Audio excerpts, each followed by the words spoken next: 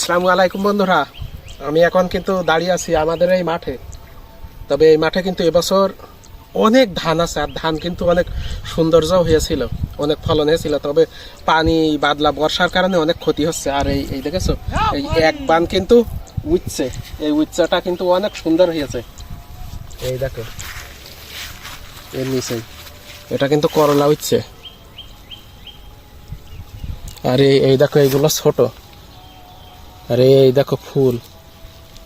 এই কারণে আপনারা সবাই কিন্তু নিজেদের প্রয়োজনে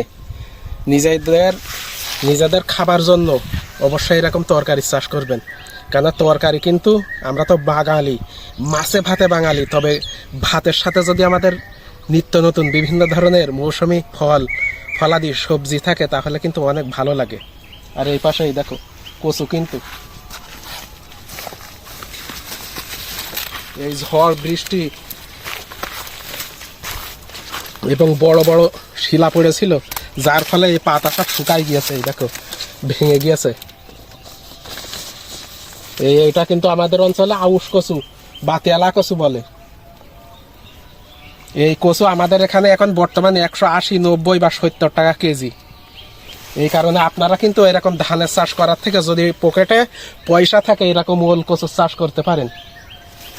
এইটা কিন্তু অনেক বড় জমি, প্রায় 1 বিঘের বেশি।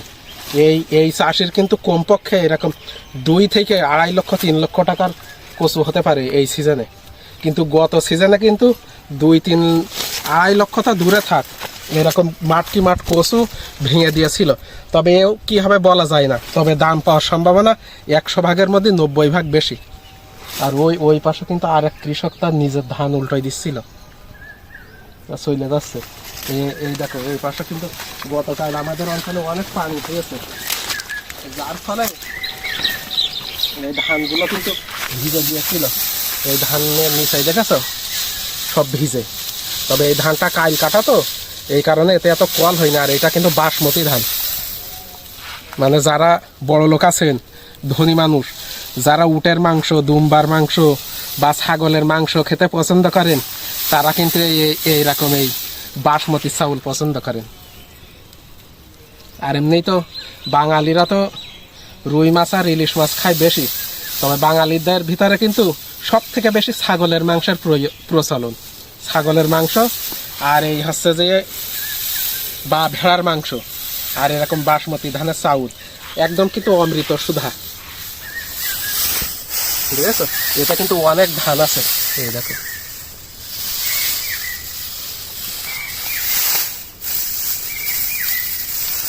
একটাড়ি বেঁধে দেখি।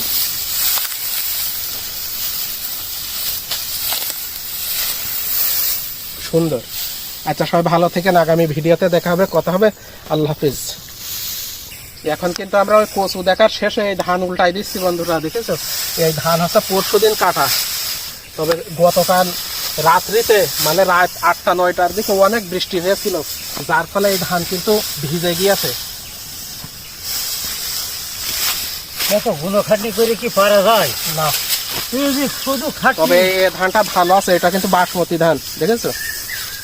কোনো ইয়ে নেই, এই বাসমতি ধান সবচেয়ে ভালো। না, আবার কোনো দাম নেই। এত খাটাখাটনি করে সব খাটনি করে কোনো দাম নেই।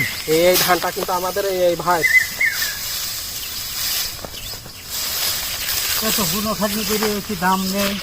আবার এই যে গাছ খাটনি, এই ধান যদি এখন এরকম করে উল্টোই দেওয়া না হয় তাহলে এই নিচের পাশে সব ফল হয়ে যাবে, সব কলিয়ে যাবে, ফল হয়ে যায় না। খাই ক্ষতি। তখন এই ধান প্রতি মনে এরকম 200-300 টাকা করে কম বলবে ব্যাপারীরা, নইলে কেউ কিনবে না। নিতেই যাবে না ব্যাপারীরা, নিতে যাবে, নিতেই যাবে না। এই জমিটা প্রায় হচ্ছে 12-13 কাঠা, মানে ভাগ বেরোবে না নিজের জমি। আর যারা ভাগে করেছে তাদের এরকম 12 কাঠা জমি হলে 3 মণ ধান দেওয়া লাগবে, লস হয়ে যাবে। আর এবছর প্রতি বিঘায় অন্তত 1 মণ 2 মণ করে নষ্ট হয়ে যাবে ধান। অর্ধেক থেকে যাচ্ছে ভুইটি, যে পরিমাণে শিল পড়েছে। অর্ধেক ক্ষয়ক্ষতি, অর্ধেক ক্ষয়ক্ষতি। হ্যাঁ, এই ক্ষয়ক্ষতি কি মেনে নেওয়া যায় না। যদি বাজারে একটু দাম পাওয়া যেত। আর এই ধান একটু বেশ তো অন্যান্য বছর হচ্ছে 3000 টাকা কাটা বান্ধা ছিল, আর এই সিজন এই ঝড় বৃষ্টির শিলা পড়ছে বলে হচ্ছে 5,000 টাকা কাটা বান্ধা।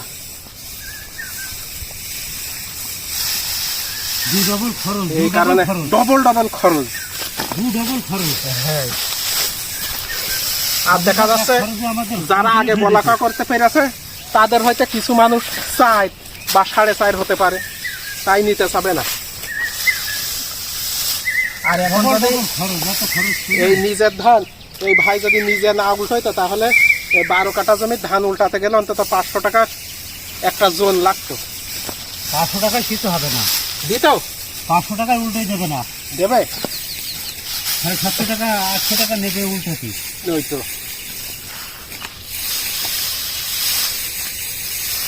তাও তো উল্টিয়ে এখনো গ্যারান্টি পাওয়া যাচ্ছে না। এখন যদি বিকালবেলা আবার পানি বর্ষা না হয় তাহলে ভালো। আর হলি তো মনে করে আবার গুলো খাটি, হয় আবার খরচ, এত খরচ কি বেঁচে থাকা যায়? আবার তারই মধ্যে নেই ধানের দাম। এই 1 মণ ধানের দাম অন্তত 1800 টাকা যদি হয় বাসমতি বা 2000, তাহলে কিন্তু কিছুটা বাসে কৃষক, কিন্তু নাই এই তো চাউল বাঁচে না। কিন্তু ওই শহরের যারা ডাক্তার ইঞ্জিনিয়ার বা কোটিপতিরা কিনে খাবে তারা কিন্তু 100, 150, 200 টাকা কেজি এই চাউল কিনে খাবে। কি ভাই, তাদের পক্ষে সম্ভব আছে কিনা, কিন্তু আমাদের পক্ষে তো সম্ভব না। কিন্তু আমরা আবিষ্কার উৎপাদনই করছি, করতে পারছি না। কিন্তু আবিষ্কার করতে আমাদের কোনো মূল্য নেই। না। আর যত সব সাদা গায়ে আল্লাহরা সব মূল্য, বসে বসে সব কলমের খুঁটাই কোটি কোটি টাকা আত্মসাৎ করছে, তাহলে আমাদের পক্ষে সম্ভব বেঁচে থাকা? না। আর দিন দিন তো সার, তেল, বিদ্যুতের মূল্য আরো বেড়ে যাচ্ছে। আচ্ছা, সবাই ভালো থেকেন, আগামী ভিডিওতে দেখাবে, কথা হবে। আল্লাহ হাফেজ। আসসালামু আলাইকুম বন্ধুরা। আজকে আর বলবো না, আজকে আবহাওয়া খারাপ হয়ে যাচ্ছে, প্রচন্ড প্রচন্ড মেঘ। এই কারণে আর বলবো না, এই বাড়ি গিয়ে ধানগুলো রেখে ছেড়ে দেবো। আর যেগুলো বইছি ওগুলো কালকে যদি ছেড়ে দেয়